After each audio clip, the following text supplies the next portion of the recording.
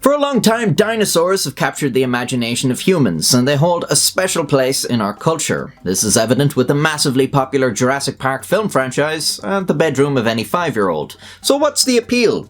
Well, they were big and scary, but is it really that scary to imagine their existence? They went extinct a long time before humans even entered the picture. No human ever looked up at a dinosaur and said, uh-oh, unless a museum exhibit was about to fall down on top of them. So today I'll be looking at the big animals that did exist alongside humans, with a few vague guidelines. Firstly, they have to be extinct, so while the blue whale is thought to be the largest known animal to ever exist, they're still around. Also, no creatures that are survived by similar animals of a similar size. Mastodons and mammoths are cool, but even the massive steppe mammoth wasn't that much bigger than a modern elephant. No dire wolves, because they were about the same size as a modern grey wolf. We want animals that are kinda hard to imagine. That makes them more interesting in my opinion. I'm also looking for creatures that humans actually had a decent chance of coming across. If there was some great beast in the deep sea, well, probably no one ever got a look at the thing. I want creatures that humans might have had to put up a fight against, or seen off in the distance and thought, best not go over there. I'll put the creatures on a scale beside this human for reference, who is 6 foot. Actually, you know what? In the interests of combating unobtainable male beauty standards, we'll make him 5'11". Ladies, it's basically the same thing. Now, without further bullshit, bring out the first animal. He's dead. Diprotodon were a type of marsupial that lived in Australia. Marsupials are lovely fellas. Look at this koala and this wombat. Aren't marsupials so cute? Well, maybe not when they're the size of a goddamn bear. The single species of Diprotodon is the largest known marsupial to ever exist. It inhabited most of Australia, coexisting with the first Aboriginal Australians, and travelled long distances on legs that were like an elephant's. They could be as tall as 1.8 metres, or 5'11", making him equally as handsome as our perfectly sized male. They were about 4 metres or 13 feet long and weighed around 2 tons. The Diprotodon are notable for their 2 long front teeth, which we think could have produced a bite force of 2,300 newtons. The bite force further into the jaw at the last molars may have been as high as 11,000 newtons. For comparison, the average human bite is about 300 newtons. If our estimates of Diprotodon's bite force are accurate, they had a stronger bite force than polar bears, gorillas, and even hippos. So you wouldn't want this thing nipping at you. But as a marsupial, it hungered for tree branches, not humans. The question of how threatening this thing was to humans probably comes down to how placid it was. Was it content to just eat plants in peace, or was it real territorial? We can't say for sure, but either way, some well-prepared humans could have taken a lone Diprotodon down. Although, you could probably say that about almost every animal now that I think about it. The Diprotodon went extinct over 40,000 years ago as one of many species that was wiped out by a megafauna extinction event. It's thought that this was the result of changing climates or predatory pressure from humans, or a combination of both. It's pretty crazy to think of humans eating this thing. Imagine sitting around the campfire with a giant steak of what essentially was a big wombat. However, there isn't much evidence to suggest that humans messed with this thing, as we haven't found any fossils with markings that would suggest human butchery or cooking. In 2016, Australian archaeologists found a bone from a young Diprotodon in a rock shelter up a sheer cliff. It's unlikely the Diprotodon was able to climb up here by itself, and the lack of carnivore damage to the bone led researchers to believe it may have been killed by humans and brought to the shelter for cooking.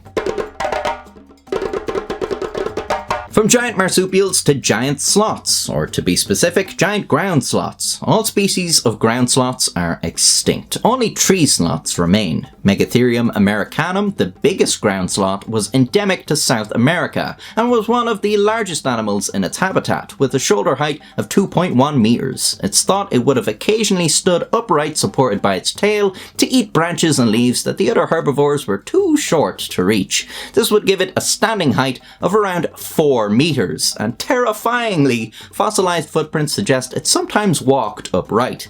If that wasn't freaky enough, some think that this giant sloth's large size and small surface area to volume ratio would have made it susceptible to overheating, so maybe it was mostly hairless like modern elephants. Imagine you're in the woods when it's getting dark and you see this massive hairless freak standing on two legs off in the distance. Because it was massive and also a herbivore, it existed for millions of years with few enemies. Unfortunately, it was a victim of the same extinction event that saw the end of the Diprotodon, although we think it went extinct about 12,000 years ago as opposed to the Diprotodons 40,000 years ago. This extinction event took place from about 50,000 years ago to about 10,000 years ago, so Diprotodon was a fairly early adopter of extinction during this time frame, whereas the giant ground sloths left it fairly late to pop their clogs. All over the world, these extinctions were occurring roughly around the same time early humans were showing up in the area, but we don't really know if these massive creatures weren't around because humans showed up to bother them, or if humans showed up because these massive creatures weren't around to bother them. Did we come into an area and kill all the big scary monsters, or did we stay away from an area until the big scary monsters were gone?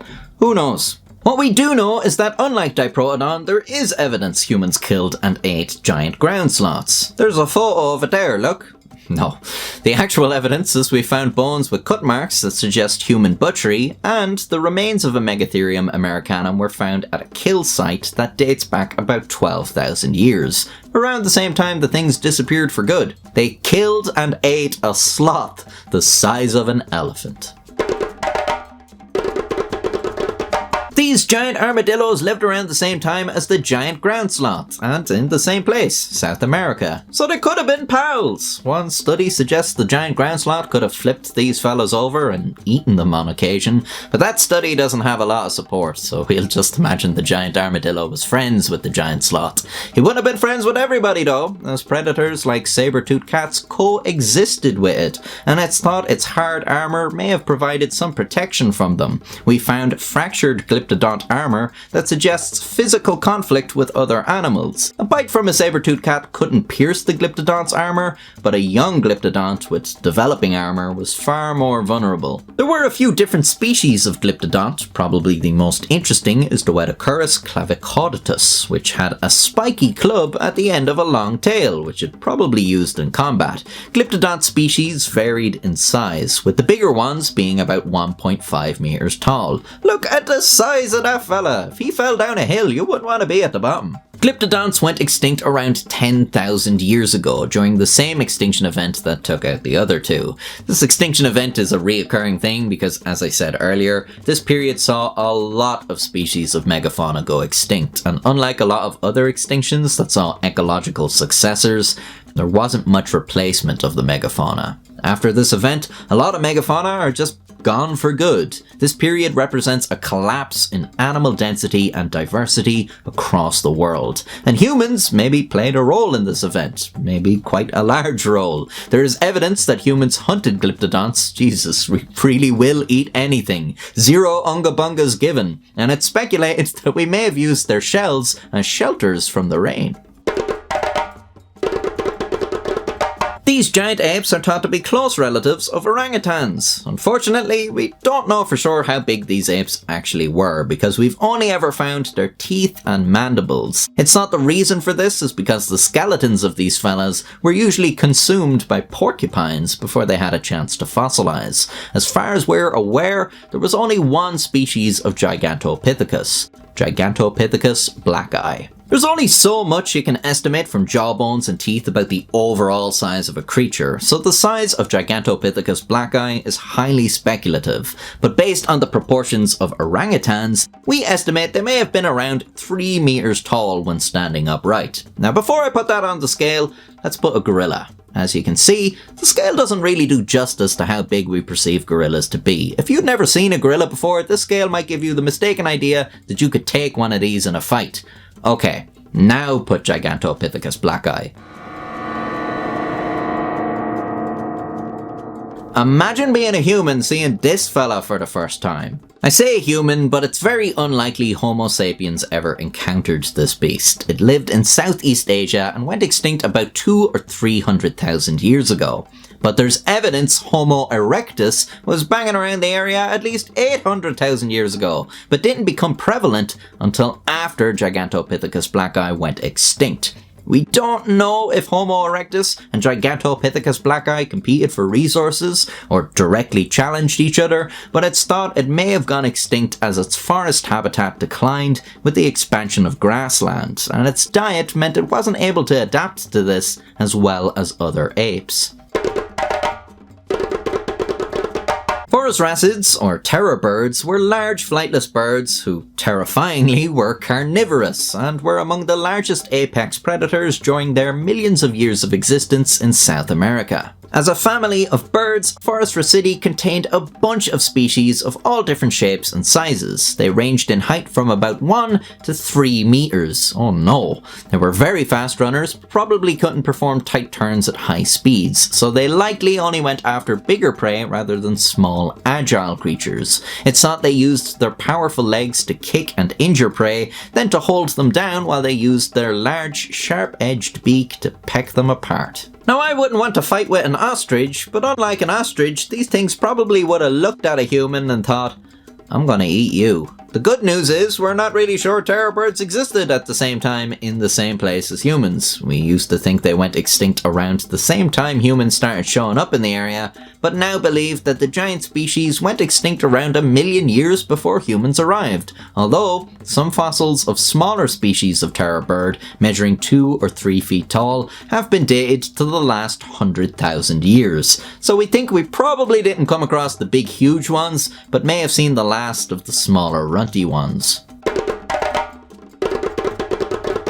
The Megalania was a big old monitor lizard that lived in Australia, the largest terrestrial lizard known to have existed. However, we don't have many remains of this creature, and the remains we do have are fragmented, so we can only estimate its full size. Some estimates put Megalania at around 5 meters long, with higher estimates suggesting a size of 7 meters long. It likely fed on medium to large-sized animals, including Diprotodon, and while we don't know for sure, its relation to other venomous lizards may imply the Megalania had venom, which would make it the largest venomous vertebrate known to have existed. The youngest remains date back to 50,000 years ago. Beyond that, we don't know much about when it existed or when it went extinct, although it seems likely it would have been a part of that big extinction event. So the early Aboriginal Australians may have played a hand in getting rid of this big fucker. With its huge size and possibly venomous bite, the Megalania would have been fearsome opponents, but it's thought they wouldn't have been able to outrun humans,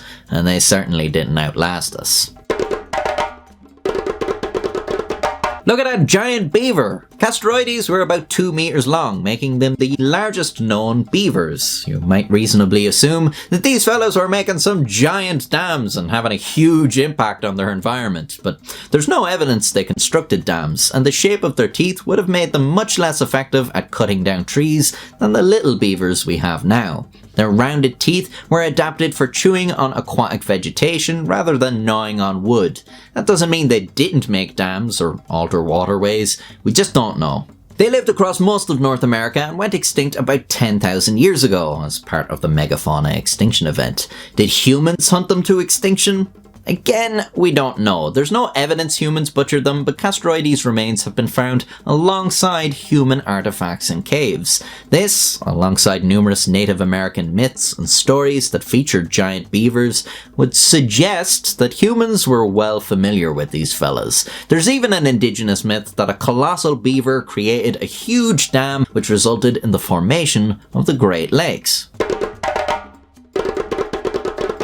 These giant kangaroos lived in Australia alongside the kangaroos we're familiar with today, although some species of Procoptodon were more than 3 times the size of living kangaroos, with the largest measuring 2.7 meters tall. Due to their immense size, hopping around like regular kangaroos would have put terrible strain on their tendons, so we think it's more likely they walked like humans. At this point, you can probably guess when they went extinct. We're not sure of the exact date, but some evidence indicates it was still around as recently as 18,000 years ago. There's no direct evidence of human hunting, but given their large, upright stature and preferred open environments, human hunters would have spotted these guys a mile off. The question is, would a human try to go after a kangaroo that was nearly 3 meters tall? Given what we know about the other massive animals humans took on, seems reasonably likely. So there's a few big animals that actually did live amongst us. Obviously not an exhaustive list, and there were probably other terrifying giants that we just don't know about. It's interesting that so many of these creatures that existed for millions of years beforehand all went extinct in the span of about 40,000 years. And in some places like the Americas, this occurred in about 3,000 years. In the grand scheme of life on Earth, that's a pretty short time frame. These megafauna were basically all wiped out simultaneously. And it wasn't an apocalyptic event like a meteor striking the Earth. It was either changing climates, or human activity, or both. While that's been a long-running and controversial topic of debate, I personally would be inclined to believe humans had a lot to do with it. It's like we said, okay, planet Earth, being big and strong has been the dominant strategy for a pretty long time, and now that time is over. All the rest of you fuckers better start learning to make tools fast, because, oh, you missed your chance. If you're a non-human animal watching this, let the mass extinctions of the megafauna be a lesson to you. We're in charge now, and we're not honouring old arrangements. Being big and strong doesn't mean shit to us, so if you want to survive, either be intelligent or useful to us. Being cute is also acceptable. If you're a non-human animal watching this, aka a human, let me know what you thought about the video, what creature scared you the most, and why you think it would have been frightening to encounter. Until next time, stay safe. We're in church. We're in church. It's like humans. No. Oh.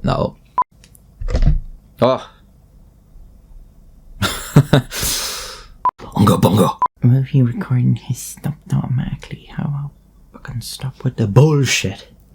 You ever gonna stop doing that automatically? Huh? Stop bullshit.